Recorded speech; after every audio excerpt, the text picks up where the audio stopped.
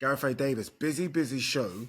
Has it been a busy week for you? It really has. I spent 2 days up in Cardiff at the Bare Knuckle 36 backyard brawl that started with Kimbo Slice. That's where it originates, that organisation. Kimbo Slice in Miami with Dada 5000, one of my new The good mates. days, the good old days. Yeah, the good old days. Barry Jones became a light heavyweight world champion. Not the Barry Jones you work with, the Barry Jones who's a light heavyweight, who's a lot bigger and punches with his bare fists. That was great fun up in Cardiff. I drove home, watched Morel and Benavidez and Fulton and Figueroa live. I watched Shields on, when was that? Monday I watched Shields. Sunday I watched Shields. Yeah. That's right, because I drove home from Cardiff, stayed up all night, was buzzing from the event. I did what you normally do, which is I got into the ring and interviewed all the fighters. Lovely. They're all trying to pull the mic. 3 out of 10 fighters try and take the mic off you. But schoolboy error, you never let them. I enjoyed the event up there. Cardiff Bay is beautiful, even at this time of year. And this week, really, or last week, I went to the bathroom with Derek Chisora for a little chat. Interesting. And then yesterday I spent some time with Sean Porter, Showtime Sean Porter. Wow. It's been a really, really interesting week. How about you?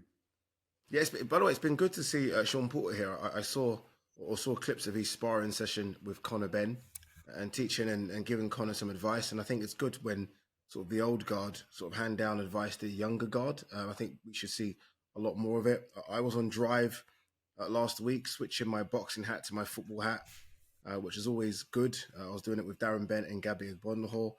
And then, like you, catching up on the boxing. Adam Azim on the Saturday, the big one, Benavidez Morel, which was my favourite fight to look forward to in 2025 on Saturday, early Sunday morning. And then setting up for Clarissa Shields versus Danielle Perkins.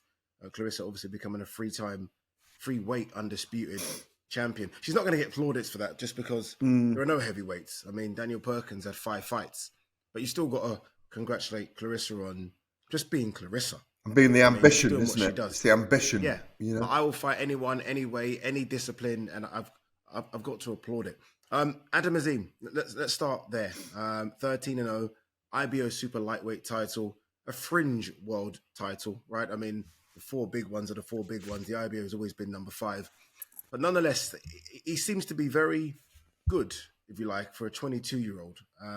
They seem to be putting him in the right fights. O'Hara Davis, Lipinets, experienced guys that he's getting out of there. Very fast hands, some pop in those hands as well. What do you make of Adam Azim? Well, this wasn't about the belt at all, was it? It was about the opponent and what this opponent could bring and how Adam Azim could deal with him. Again, poise, a step up from the O'Hara Davis performance for me in his last time out. Poise, presence, performance. Put the pressure on, went through the hard times in the fight, took some big shots, really proved to me, in my mind, that he's ready for world level, or certainly fringe world level. You could call Lipinets world level, fringe world level right now anyway, in that he's 35, he's fought Mikey Garcia, he's knocked out in 7 rounds or stopped by Boots Ennis.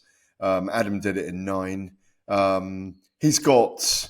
What he's got is speed and power at that level. And when you've got both of those things, he hasn't got age and experience yet, but I like the things Barry and Shane McGuigan were saying afterwards, Addy, that he's ready now for an Albert Puello or Jose Valenzuela or that kind of level of opponent. Maybe not a Teo Lopez or a Devin Haney or a Ryan Garcia yet, but he's certainly ready for those guys who are 6, 7, 8 in the division, 6, 7, 8, 9, 10. World champions, though. All the names he called out. Yeah. Puello, world champion. He said Richardson Hitchens, world champion. Yeah. Valenzuela, world champion. Are they saying that he's ready for a world title next?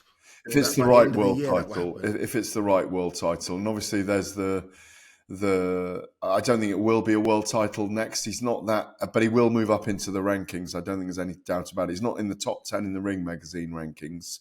Neither is Dalton Smith, by the way. So, and they're not going to fight each other anytime soon unless there's a big wad of cash on the table. And Shane McGuigan said that as well. So it's finding the right moments for them both. They're not crossover names yet in the UK, are they? They're not mainstream names. So they might as well wait that out till it's worth their while, because someone's always going to go, but the bank balance is going to be important for that fight as well, and bragging rights in Britain in the Crossroads fight. Yeah, agreed. They're not the names yet. They're the next guys coming up, right? We've got so many big stars over here that are on the way out, and you'd hope that they can somehow fill the void. But even in terms of bums on seats, they're not quite there yet, and that takes time to build. But there's there's Jack Catterall about to fight Arnold Barboza here in the next few weeks. Josh Taylor needs a fight. Yeah, has he had enough at that high level? Could he be an opponent for Adam Azim or Dalton Smith? Because that would put bums on seats in a mid-sized arena. Yeah, that's almost like, you remember the film The Highlander, where you chop someone's head off and then you get their power. If they were to beat Josh Taylor, you kind of get that Josh Taylor power, don't you? That fan base. Yeah. I'm Conor McLeod of the Clan McLeod, and I've come to chop off your head. There can be only one. There can only be one, right? And I guess Adam Azim's trying to become the one over here. Good luck to him. It'll be interesting to follow this journey the next 12 to 18 months. All right, let's cross over to the States, the big one. The first real big fight of 2025, and it was David Benavidez who came on top against David Morrell. A fantastic build-up. I think both of the fighters sold it really well. I think that PBC did a good job of pushing both guys. Benavidez, I think, is a bit of a star. Speaks well, goes into the ring and tries to kill you. Honestly, I know that's quite crude and crass, but he honestly tries to take your head off. And credit to Morrell for staying in there with him and actually swinging away as well. But Benavidez is frightening at 175 pounds. Honestly, him versus Beterbiev or Bivol will be something to behold, because I think Benavidez has a bit of everything. Yeah, he does. He's handsome as well, and he carries himself well. Luis de Cuba did a great job, the promoter, of having rows with him. The man that once, I know Luis for many, many years. Obviously, he was the agent and manager of Roberto Duran many years ago when the Four Kings were in operation. And he was going at Benavidez all the time. He added to the promotion at all. Even the post-fight press conference, he was arguing, we wish we were on the bag you were on and all of this kind of things. I thought in the week it was interesting in the build-up. Certainly it wasn't live, but Benavidez had talked, Ade, in the background with Andre Ward on his podcast about Canelo had been offered, Saul Canelo Alvarez, you'll have seen this, was offered $70 million to fight him, but had said no, and that he was going to take $5 million. I'm taking all that with a pinch of salt, in my view. I think they were trying to trap Canelo into having a fight with Benavidez. They're talking about a little time before. This wasn't obviously a couple of weeks ago, but he rode the storm well with Morrell. Morrell was good on the night. He came back in different waves.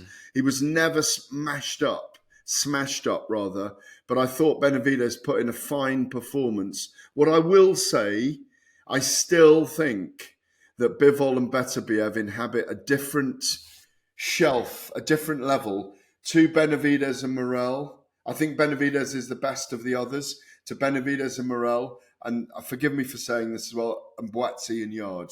I think Beterbiev and Bivol are on a slightly different level. No, I forgive you, because I think there's Beterbiev and Bivol, and I honestly, and I know some people might not like this, but I honestly think after watching Benavidez and Morrell, I actually think they're above the Brits now. I think the Brits have opened the door to those guys. I think, and Joshua Boatsi knows how much I love him, but I always thought there was an opportunity, and there had been, to fight for a world title. Now I look at those monsters in America, I'm like, well, you might have to fight one of those guys soon. Oh yeah, and I feel like there's been a window, and you've not gone through that window. Now you have to fight one of those monsters. I think Morrell and Benavidez are frightening. Honestly, I think they're frightening, and they're very big at the weight. They're very big. Considering they came up from 168, they're massive. They look like cruiserweights to me. Up to close and personal, they look like cruiserweights. Yeah, they really, really do. So good luck to them. All right. Can I say on that card, Stephen Oh yes, Fulton of course. coming Apologies. in. Go ahead. Stephen Fulton coming in cut-off jeans and Timberlands, by the way, to fight Brandon Figueroa. We know still Stephen Fulton in many ways is a world champion who was beaten by Naoya Inoue on his way through the titles. And Fulton's a brilliant boxer and he showed it on the night. But I was worried about how he was going to move around. And he is a mover, how he was going to move around in those Timberlands. They look really loose. Were they pulling the wool over our eyes? I think they were pulling the wool. I think it was Timberland inspired and styled by Timberland, but not necessarily real Timberlands. But I thought the outfit was fantastic. The boots and jeans, I thought it was absolutely fantastic. One of the best outfits I've ever seen in the ring. Well, I am a traditionalist. I normally want to see you in Mike Tyson, black boots, black socks. When you can come and just mix it up with a bit of something, bit of spice, I don't mind it. And Stephen Fulton, on his way to beating Figueroa, certainly did that. Big fights ahead. Stephen Fulton. Very interested to see what kind of numbers Benavidez Morale did. Because I think Benavidez is a superstar. As you say, he's good looking, speaks well, obviously Mexican American, so he's got that American fan base, the Mexican fan base, and fights. So he's got the casual boxing fans behind him. Hopefully it's good numbers because I do feel like America needs a star to kind of cling on to. Agreed. And he could be that star. All right, Clarissa Shields became undisputed at 3 different weight classes, moving up to heavyweight. She beat Danielle Perkins by unanimous decision, easy, wide scorecard. She's not going to get the plaudits just because people are going to say, who's Perkins? I mean, Danielle Perkins only had 5 professional fights, decent amateur, but 5 professional fights. What does Dimitri Salita do here with Clarissa? He's the promoter. Like, he needs to do some magic tricks here because people are not really interested in these type of fights for Clarissa. I mean, she bit my head off the other day when I spoke to her because I said she should come back over here and fight Savannah again. And she wasn't very happy about the idea of coming over here. And I'm like, well, when you came over here, you sold out the O2 Arena. It's a big fight over here. I just don't know what she does. Yeah, I mean, they're trying to build her in Flint, Michigan. I don't know whether... First of all, Danielle Perkins, much bigger woman than Clarissa, 6 foot tall. Much. Like you say, 5 fights, but only one of 18 active heavyweights in women's boxing, which tells you the story of it all, really. But the difficulty for Clarissa is she's got the movie out, she's got the book out, she's a double Olympian, gold medalist. She's beaten everyone in her path in how many divisions? Undisputed in 3 weight divisions now. Mm-hmm. Admittedly, the lower divisions, the lighter divisions are better for her because there's a better caliber, a deeper caliber of fighter. I think she has to go back down. I think what they should do is try and push the Saudis to do a tournament for the best 12 women in the world, to two groups of 6, round robin of 5, and the best 4 progress to semi-finals and finals, and have a tournament over a year, and just try and, like I say, get the best 10 or 12 women in the world. And I think that's what would generate interest, in my view. It's a good shout. It almost would be like a bit like the old Super 6, when no one really knew who Andre Ward was, but he was this Olympic gold medalist. Well, it made him. It made him, right? And yeah. It was those against the experienced guys, and the experienced guys was expected to win, and Andre Ward came and just sort of tore up the script. I mean, you did have Carl Froch, Arthur Abraham, Andre Durrell, Carl Froch, Michael Kessler. I mean, it was a really good group. Glenn Johnson was in it. Jermaine Taylor, Andre Ward, Andre Durrell. Yeah, it's fantastic. A really good group of fighters. And I think if you could do that, Ade, between, say, if you had Chantal Cameron... but they're completely different weight classes. They are, but that's the problem. But if you could put them together between if you could find the best between welter and... Yeah, it's going to be welter and 160. And middle. Welter and super middleweight. That's what you need for women's boxing. I mean, she's a superstar in many ways, Clarissa Shields, and I think she crosses over. And the American landscape, and this is something I spoke to Showtime Sean Porter about. I mean, I covered his entire career. I mean, Cal Brook was one of the finest performances, and I did point this out to him yesterday, and he didn't realise it, that we always see that as one of the great performances by a Brit abroad when he beat Porter in Carson, California. And I said, you did so well because you became a name on that very crowded American sports landscape. And with those fights, Keith Thurman, Danny Garcia, Errol Spence, and Terence Crawford, Sean Porter became a crossover name. It's a really hard thing to do in America as a boxer. Really hard. Yeah, and Clarissa's doing it without really having the fights as well. She's doing it with her personality, as you said, the book, the movie. But she's not really crossing over. No, she it's not her fault, right? She just needs to find who is the Clarissa Shields coming out of the Olympics. No one's coming out of the Olympics. It's crazy. So look, we'll see what happens. It's a very good point you make, though. It's a very good point. You know. All right, you're listening to Find Extra on talkSPORT 2. Still to come, we are going to hear from Martin Bakole, who has told us his fight with AJ is signed and sealed for the summer in Africa. Interesting. We'll also discuss our live commentary this weekend, Chisora versus Otto Wallin, labelled as a last dance for Derek. That is because this will be his last fight in the UK. But up next, we're talking Canelo versus Crawford after the pair agreed terms on a super fight for September. Welcome back. You're listening to Final Extra on talkSPORT 2. Ade Oladipo, Gareth, Davies. All right, let's do it. The big one has finally, I say finally, no one was pushing for this to be confirmed, but it has now been confirmed by the Ring magazine. And obviously that is rock solid confirmation. Turkey owns Ring magazine. Turkey would have been the one to put this deal together. Turkey would have been the one to give this the green light for this information to go out. I am talking about Saul Canelo Alvarez versus Terence Bud Crawford, set confirmed for September in Las Vegas. Immediate reaction, Mr. Gareth A. Davis. Well, I love it. I love the fight. I mean, if anyone has the skills, again, harping back to Showtime's Sean Porter this week, he believes that Terence Crawford is the guy that can do this.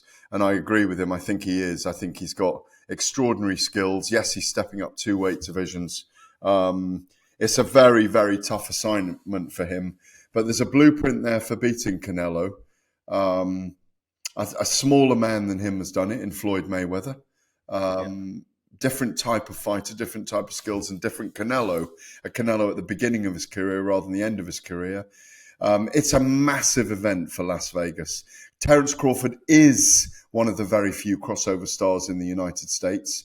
It will be hard to get tickets for that event. I hope they go for the Las Vegas Raiders Stadium for that one so we can get 70 or 80,000 in there. Cannot wait for it, Ade. I'm very, very excited about it. I pushed for that fight a little while ago, and I'm glad it's going ahead. Yeah, it has to be the Raiders Stadium. It has to be. Capacity 65, but as you say, once you add floor seats in there, you could take it up to 75, maybe a bit higher. So I think it has to be the Raiders Stadium. T-Mobile's has always got these big events in the last sort of decade, and I feel like it's just not big enough. It's not big enough for what will be the biggest fight. I can't think of it. I mean, Fury Usyk was massive because it was undisputed, and it was just enormous to see these two greats. But you're talking about two of the greatest of all time, who are still very much top dogs in boxing. One is no worse than number 2 pound for pound in Crawford. Canelo's maybe slipped to 5 or 6, was undisputed until recently when he took a belt away. You're talking two of the absolute best are going to go at each other. And I'm with you. Any other fighter going from 154 to 168, I'll say no, there's no point. You're only going for the money. You've not got a hope in hell. Crawford going up, of course he's got a chance. Some people say he hasn't. Of course he has. He's got the belief and the skills, and he's always matched his opponents. He's an incredible fighter.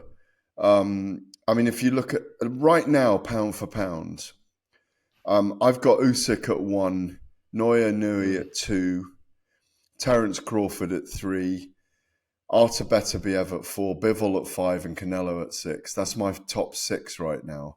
And this is a generational fight. It's a fight that Crawford's really up for. It's a fight that he can win. As I say, there's a blueprint for it. He's got to do what a combination of Mayweather and Bivol have done. Bivol outsized Canelo, and Mayweather outskilled him. But Terence has got both of those things. He's also spiteful with his punches. And Canelo does respond when you land at him. So he's got to be in and out. He's got to land, and he's got to be really, really the matador against the bull in this fight. It's a fascinating prospect. He's up against it. I make him the marginal underdog, but he could steal the crown. You know when you say marginal, what are we talking? 60-40 in your head, 55-45? Yeah, What's 60-40 is a good starting place, I think, right now on the outside. I'd like to see them both active before it. I know we'll talk about that in a bit, but they might well wait. They're going to be paid so much money to have this fight. It's a fantasy fight we had a year or year and a half ago, year and a half ago, when it was clear that Canelo was not going to fight David Benavidez. And once it came across the radar of Turki Al-Sheikh, he wanted to make the fight happen. And without him, I don't think this would be happening. No. Can you imagine the numbers that were thrown around when Canelo came to the Ring Magazine Awards? And that was, I guess, his first meeting, or at least in and around that time, his first meeting with His Excellency. I can't even imagine the numbers. Bear in mind, Canelo's been making big money for the last 15 years. The numbers must be astronomical. A couple of things. Go on, sorry, Gareth. The one who's going to make a lot more money in this fight, who hasn't been used to quite so much, is Terence. I mean, it would not surprise me if it's 60 million and 80 million that they're making for this fight. It's going to do numbers on pay-per-view as well, in my view. Yeah, I think this is one of those fights that definitely go over the 1 million barrier when it comes to pay-per-view, just because, as you say, both of these guys are crossover stars, superstars, you're talking here. A couple of things I was going to ask. Number one, the pay-per-view price. Turkey's recently had this big push to bring down pay-per-view prices in America, right? I mean, this would traditionally be a fight that's $80 to $110, whatever, in America. Do you think it stays at that, or do you think it comes down based on what Turkey's been talking about recently? Well, the problem is, if you're going to, it's a false economy if they're going to be earning that amount of money. Because if the gate does spectacularly well, and they do it in a big stadium with 80,000, they'll break all records. Maybe let's say they make 20 million, 25 million, 30 million in gate receipts. I mean, I know that I think 18 million is the record or something. I think for Vegas for I think it was Fury and Wilder. I think Fury Wilder too, but I think it was broken by Garcia and Tank, I believe. Oh, I think you're right, actually. I think you're right. It was broken. So it's around about the 18, 19 million mark. If you go to a bigger stadium, let's say you can make 30 million from the stadium, and then endorsements and the drop, you get another 20 million. If you're keeping the pay-per-view at $20 million, and you do $1 million, that's 20 million, isn't it? Yeah. Yeah, if you keep it at $20, yeah. So it's 20 million. So they need to do. I don't see how they make money on it. Yeah, I don't see how they don't charge the $80 for this. I know Turkey's been saying, we've seen over here pay-per-view prices $19.95. It's great.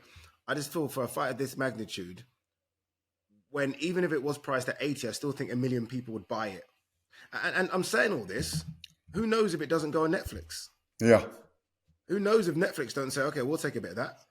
And yes, it's not Jake Paul, Mike Tyson, but it's still a big fight. I wonder if Netflix get involved, because one thing we've seen with Turkey, he's not afraid to give it to all the distributors and broadcasters. Yeah. He doesn't say, okay, one just dominate. He'll happily give it to both. Why announce it now, Gareth? Why confirm it now when this fight's in September? I haven't ever seen that before. You've been around a lot longer than me covering the sport of boxing. Have you ever seen a fight scheduled for September confirmed in February? No. And I think what happens with Turki Al-Sheikh, George and Frank Warren, Eddie Hearn and Spencer Brown, and maybe Ben Shalom to a certain extent, if he is involved in any of the talks, and we'll come to that in a minute. I think they like to plan 7, 8, 9 months ahead, which we don't normally get in boxing. And that's one of the revolutionary things that's happening with Turkey as well, because there's the instigation from him that he wants these best fights. When, like you say, at the Ring Magazine Awards was a consortium in London with lots of planning meetings and fights being made. And Ryan Garcia and Devin Haney was scheduled for the year with their semi-finals, if you like, ahead of their fight later in the year as well, because they're going to fight probably the month before, maybe. Yeah. Potentially. Again, probably in America, if not in Riyadh. We don't know yet. But again, this is the boxing revolution. These are the new times, the new era, the new book, if you like, on the sports being brought about by the Saudi Arabians and Turkey Al-Sheikh. I mean, just for a moment, consider this. Look what's happening in football at the moment, and it just shows you how the revolution is spreading into other sports. I'm calling it a revolution because it's that. It's not sports washing. It's the Saudi revolution into sport. 19 very talented 19 and 20-year-olds footballers I've been reading this week and watching this week are now leaving to do a 4-year stint at that age in Saudi to play alongside people like Ronaldo in the Saudi league. This isn't the end of it. This is the start of it. So we can expect to have our year mapped out for us maybe in February going forward when there are Ring Magazine Awards, when all the boxers are in town and they're meeting with the Saudi kind of influencer in boxing and all the promoters. I think it's really good news. Yeah, no, I think it's fantastic. Okay, off the back of that news, yesterday night there was a tweet that started doing the rounds, and I don't know if I put too much stock into it, but it suggested that Canelo could fight Jake Paul in May. Now, a few people have retweeted it. A few people, boxing people, have endorsed the tweet. I just can't put any stock into it. I mean, again, you've got your ear to the ground. Is there anything in this whatsoever? I mean, could Canelo have a knockaround with Jake Paul as his May fight? Because he does give us a May fight. He's done that for years. Cinco de Mayo, Canelo, Jake Paul. Could it happen? Well, rather like the next section, I'm going to say this is them floating it out there, trying to talk it into reality. It's possible, but I don't believe it at this point. Is where I am. A bit like the April Fools or the skit that the brothers were going to fight each other, Jake and Logan, and yet it was really just to pump up. They're about to do a series. Is it on Netflix or? Yeah, a reality TV series. A reality TV series. So that's what they're doing. I think we can take this with a pinch of salt for now. Yeah, I'd say less than a pinch, but we'll see what happens because Canelo will fight in May. That's kind of what he's done. It'd be interesting to see who he does fight. It'd be interesting to see if Crawford fights as well. Crawford has at best been a part-time boxer for the last 5 years. One fight a year for the last 5 years. I don't think Crawford fights until September. I think Canelo might have another knock. All right, you're listening to Find It Extra on talkSPORT 2. Next up, we're going to hear from Martin Bakole. He's told us his fight with AJ is signed and sealed for this summer.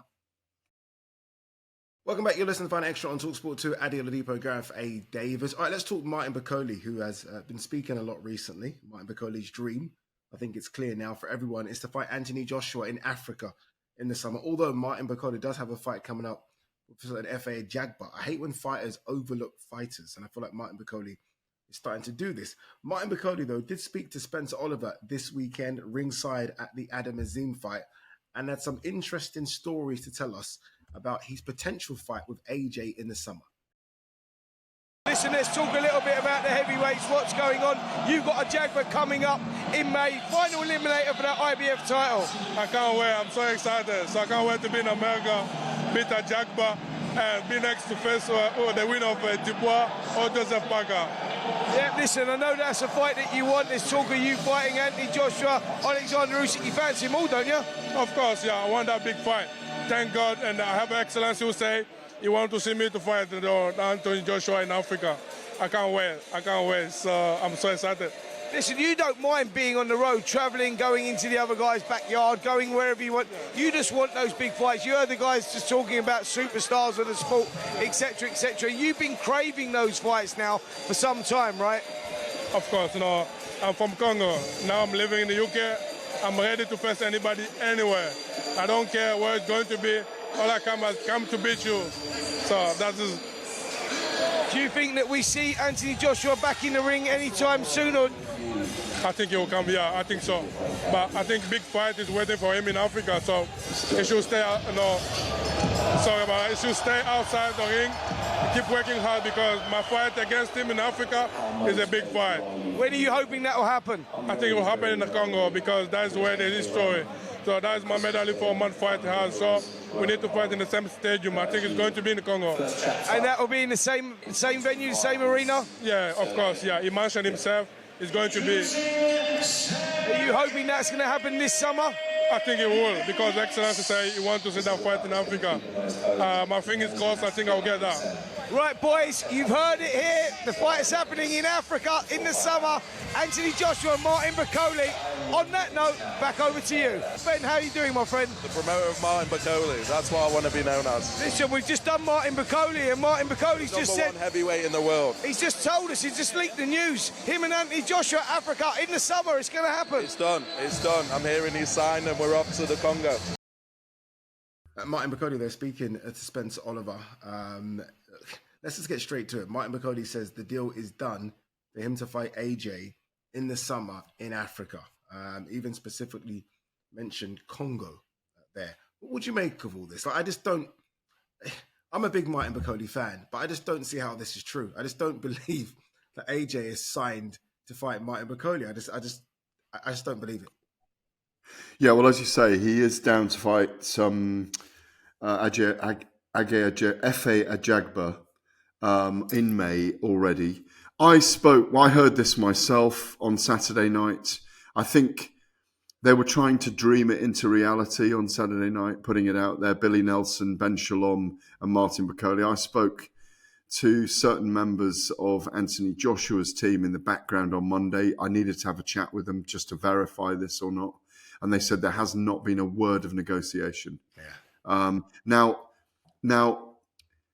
have there been talks with the president of the Democratic Republic of Congo in the newly renamed Muhammad Ali George Foreman Stadium? Formerly, I think it was the June the 4th Stadium. I think it was something like that when Ali and Foreman fought there in 1974.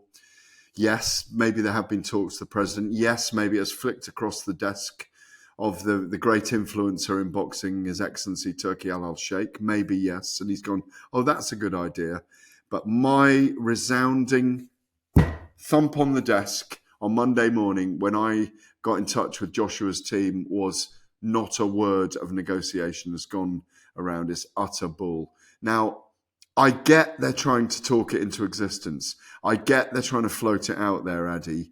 And I get the fact that because Tyson Fury's retired at the moment, they're trying to push an option to Anthony Joshua that would be, we've talked about it for years, chaos in Lagos and these massive fights for Joshua in Africa. I think that's what's gone on here. Yeah, and look, I don't mind trying to push something into existence. I think that's fair. I think we all do it. I think it's a good thing to do in life, right? I mean, speak things into existence.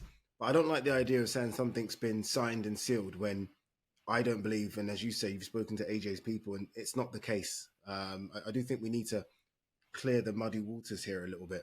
I would love to see AJ fight in Africa. Again, we've been speaking about it since me and you started doing this show. 4 years ago, like, we want to see AJ have a big fight in Africa. At the times, we said Deontay Wilder would be the guy, and all of a sudden, Martin Bakole has become front runner.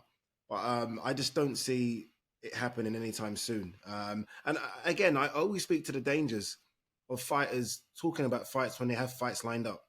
I mean, Efe Ajagba, Martin Bakole should beat Efe Ajagba, but we've seen that banana skin slip story so many times. And I think if I'm Martin Bakole, Billy Nelson and Ben Shalom, I focus on what I've got coming up. This is Ajagba's Super Bowl moment as well. He could literally just spoil all the stories. And as much as I love Bakole, he's just got to be a bit careful here, Bakole, in terms of he's done a face-to-face with AJ. He's trying to push it, but get past Ajagba first, and then let's see if we can make plans. Listen, if we're wrong, and we have to hold our hands up afterwards. But I'd like to have seen Spencer Oliver really press Ben Shalom when he said the fight's been signed, sealed and delivered. Yeah. And I would have gone back to him in that moment and said, what? Signed, sealed and delivered. How has this come about? When was it done? Who was it through? Give us confirmation on this as something that has been, you're just saying. I think they want it more than it happening right now, because they won't have had a conversation with Anthony Joshua without 258 management, without Eddie Hearn and Frank Smith involved, and having spoken to all these parties, if they're saying it's not they're trying to direct Joshua away from that fight, but if they are coming to me directly after I've contacted them and said the fight is not on, that if there'd been talks, they said, yeah, we're having talks, but we're not there yet. So it's very odd for them to announce it like that. Okay. The other thing I heard you saying this week, which I've got to pull you up on, and I like what you said, by the way, pull you up on it in terms of we should discuss it. Is Martin Bakole overrated? It was a very interesting thing you went into. Yeah. Because he has come into his own recently with wins over Carlos Takam and Jared Anderson. Yeah. He does remind us of George Foreman in lots of ways. He is the dark horse of the division. He's probably the number 7 in the division. Ring Magazine have got him at 6, which you got the champion and then the next 10. I think you're right. I think in some ways we did this with Joe Joyce when he was knocking people out. And he could easily get knocked out because it's heavyweight boxing. Yeah, no, it's a great point. And yeah, I asked the question to myself, like, am I overrating him? Because I'm a massive fan of Martin Bakole, but I do feel like he's got a lot of praise, rightly so. You can only beat what's put in front of you. I mean, was Jared Anderson the real deal, or was Jared Anderson kind of pushed too early by Turkey to fight Martin Bakole? And look, I guess we'll see. We'll see in the next 12 months, right? Because in the next 12 months, he's going to have to fight some top 5 guys. And then we'll find out if he's really overrated. But I kind of got shot down a bit with the George Foreman comparison. And I was like saying, look, I'm saying he fights like George Foreman. I'm not saying he is George Foreman because George Foreman is George Foreman. I'm saying he's kind of got a George Foreman type of style where he just seems to be too big, too strong for a lot of these guys right now. But yeah, it'd be interesting to see what happens with this Bakole AJ thing. Removing Fury, let's play the game as though Fury has retired. Although some of us are still quite skeptical whether or not that is true. Who does AJ fight then? Like, what is it? I mean, I know you've mentioned Dillian White, and I think you've mentioned Wilder a couple of times. Surely Bakole has to be quite high on that list. It's a very difficult choice for Anthony Joshua without Tyson Fury out there. Again, if he stepped in with Martin Bakole and knocked him out, he's back in the big time, frankly. He's back. Mark Bakole, by the way, just to add, is only 31, 32 this summer.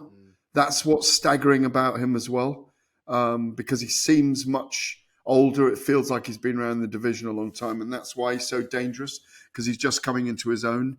The trouble is for Anthony Joshua right now, Parker and Dubois, Joseph Parker and Daniel Dubois are tied up for this amazing event we're going to, both for ourselves and for talkSPORT and DAZN on February the 22nd, where we see Artur Beterbiev and Dimitri Bivol go it again. I can't believe we're so near now.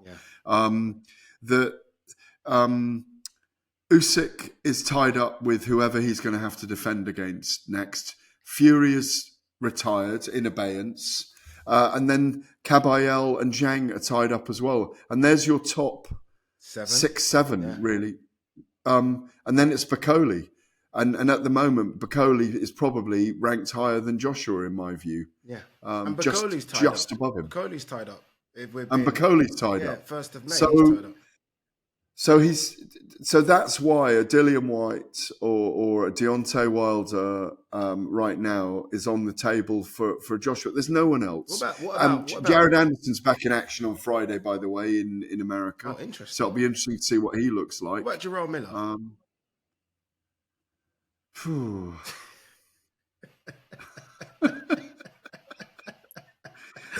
What about the guy? Finally. Yeah, I mean, those two have so much heat. I mean, you've been there at press conferences. Them two are not fighting and they're going at each other. I mean, like, those two just... That's 5 years ago. It's 5 years ago. And Jarrell looked pretty good against Andy Ruiz. I thought he won that fight in LA in the summer. I agree. So Jarrell Miller's there. I mean, he lost to Dubois as well, but, took Dubois all the way, took Dubois to some deep waters. What about the big boy, Jarrell Miller? Yeah, you could do. I mean, like you say, they're right now, until these few fights play out, certainly till February 22nd, it's difficult to know. February 22nd, with 4 of them tied up and Fury in abeyance right now, it's a hard time for Joshua. It is a hard time. All right, it's a good section. I enjoyed that. You're listening to Final Extra on talkSPORT 2. When we come back, we are going to talk the last dance for, I think, one of the stalwarts of British boxing. The great Derek Chisora is in action this weekend, and it's live on talkSPORT. You're listening to Final Extra on talkSPORT 2. Ade Oladipo, the great Gareth A. Davies. A bit of Hotel California there by the band The Eagles. I mean, you got to love that song. And look, this is going to be Derek Chisora's last fight in the UK. That's why it's been billed as the last dance. I think that's been a bit confusing, it being billed as the last dance, just because he says he's going to go on to 50. This is fight 49. But I think Chisora's confirmed this will be his last fight in the UK. I think he's wanting and hoping to have the last fight in Africa, which I think would be fantastic. Maybe, who knows, on an Ade Bakole card. Who knows, right? But let's talk about this one. Chisora versus Otto Volin. It was supposed to be Chisora versus Jarrell Miller. Jarrell Miller had issues with his promoter, Dimitri Salita, so he was pulled from it. Otto Volin steps in. What do you make about this one? Well, I feel the wind in my hair and all those things. I should be lighting a cigar now and having a margarita. It's the penultimate dance, really. They should have called it, really. I don't get him fighting in Africa unless it's going to be unless he's going to shock us all and fight a Francis Ngannou or someone like that. That's it. That's the only one. I think that will be it. I think that will make him the most money. I think that will be the biggest. Ngannou's desperate for a boxing fight again. I think that's the one that just makes sense. And that Derek is a big enough name. He's gone from villain, rogue to cult in the sports. He's a folkloric figure. He's big enough to sell a promotion. Obviously, Ngannou's huge.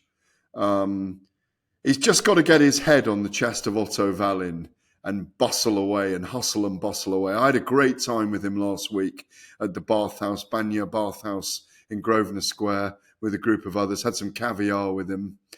Just penning a big piece on him for the Telegraph this week, and obviously up there with talkSPORT Thursday, Friday, Saturday doing the broadcast this week. It's a big moment for Derek Chisora. I was around him, Eddie, all the way through his career, from the times when he was kissing fighters at weigh-ins and slapping the face of Vitaly Klitschko and spitting water in the ring with the referee there in Vladimir's face, fighting with David Hay afterwards in the press conference. Who does that? Who goes 12 rounds of Vitaly Klitschko, then has a fight with David Hay in the press conference afterwards? And I'm not joking now. I was sitting there literally with it all going on around me, like feet away, with tripods being slung and us pursuing the fighters back to the hotel, and David Hay jumping on a plane and getting out of Germany because he'd glassed him. He glassed me. All those famous things. Then they fight each other at Upton Park with a steel fence between themselves on a Luxembourg license because he's suspended. The tables upended in Manchester when he fought Dillian Whyte. Dillian Whyte twice, Joseph Parker 3 times against Tyson Fury, a fight with Alexander Usyk. And he is a lovable rogue now. And you know what? In the bathhouse, with half his head shaved, eating caviar with me, he looked in phenomenal shape. And he's really sad to give it up. Yeah, no, he is. I've got to know. What a storyline! Honestly, I've got to know Chisora quite a lot over the last few years. He's taken me out to restaurants and he's given me sort of lessons in life about what I should be doing in my personal life and what to do with my money. Honestly, he's turned into like, it's funny because I'm slightly older than him, but I look at him as a big brother because of his size, because of the way he is. And I think what he is for British boxing, it's hard to put into words. This is a guy with double-digit losses. And normally that's it. You're kind of out of the way. You can't sell a ticket. No one really cares about you. The love that he still gets is, it's difficult to explain.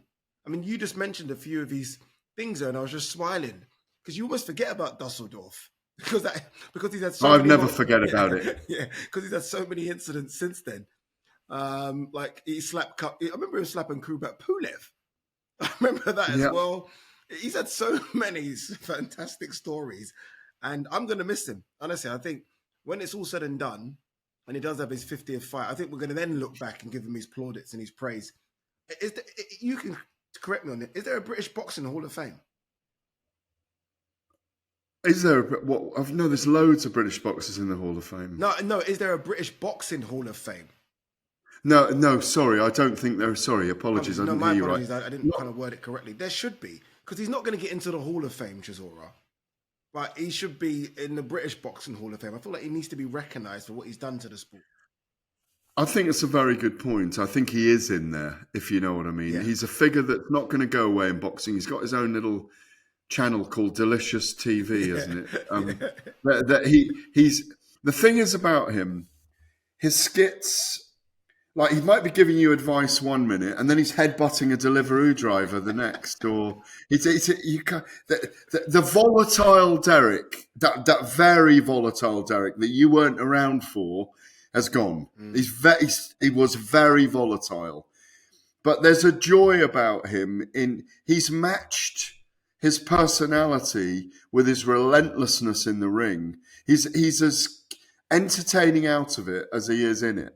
And I think that, and he's matured into someone that probably wanted a lot of love. He's fought for the world titles, and now he gets a lot of love. And he gets a lot of love because he puts bums on seats, because he will always entertain. He'll entertain in Manchester this week against Wallin. Win, lose or draw, he'll still entertain. I mean, my heart really wants him to win this fight. It's one of those occasions where you don't want to see him lose. And Vollin's a tricky southpaw who's only lost to Tyson Fury and Anthony Joshua. You know, I've just got his record up just to kind of, again, live some of these memories. And you go back to the British level, Sam Sexton, Danny Williams, as you say, Tyson Fury early, Helenius, Vitali Klitschko, David Haye, Malik Scott, Kevin Johnson, Fury again, Kubrat Pulev, Dillian White, Caballero, Carlos Takam.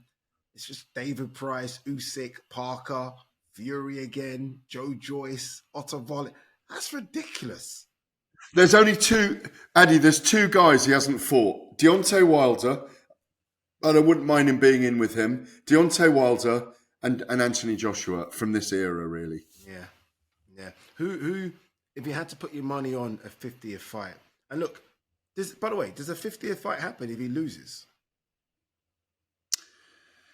It's all about how, isn't it? Yeah. If he gets knocked out by Wallin and there's nothing left at all. I mean, it still beggars belief what he did against Joe Joyce. I mean, I still can't believe what I witnessed. Yeah.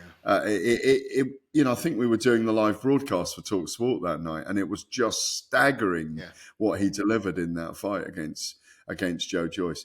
If he knocks out Otto Wallin, he's going to have a really big fight, and I think it will be Francis Ngannou. It might be Deontay Wilder even. Yeah, Deontay Wilder would be nice. Either one of those. And look, credit to him. Again, hopefully he can get the job done against Otto Wallin. Yes, we are being biased here, but we do love Derek Chisora, and we hope that Chisora gets the job done and then moves on to 50 and then calls it quits. I feel like there's been so many opportunities for him to say, okay, enough is enough. But he just keeps on going. And my danger is that he gets to 50, knocks out Deontay Wilder and says, you know what? Let's go 60. let's go one more. And that's what scares me about Chisora. But look, loads of fights coming your way on talkSPORT. Obviously, we do have this one on the weekend, Derek Chisora versus Otto Wallin. And then, obviously, we have some big ones. Artur Beterbiev versus Dimitri Bivol, Saturday, 22nd of February. talkSPORT will be on location. We'll be in Saudi Arabia. For that one, we've got Ryan Garner versus Salvador Jimenez, Saturday, the 1st of March. And Nick Ball in action as well.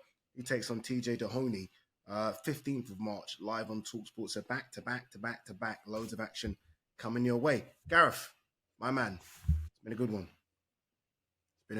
It's been a great show. So much action, so much going on. And it's just the start of this year at the moment. It's going to be an amazing year, my friend. No, you're right. I mean, you're right. This is just early February. And look what we've covered. Look what's happened already.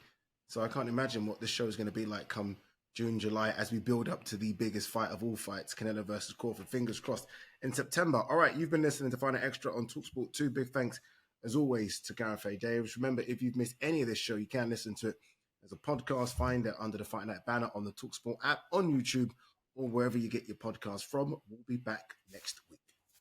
on AM, on DAB, via the talkSPORT app and on your smart speaker. talkSPORT.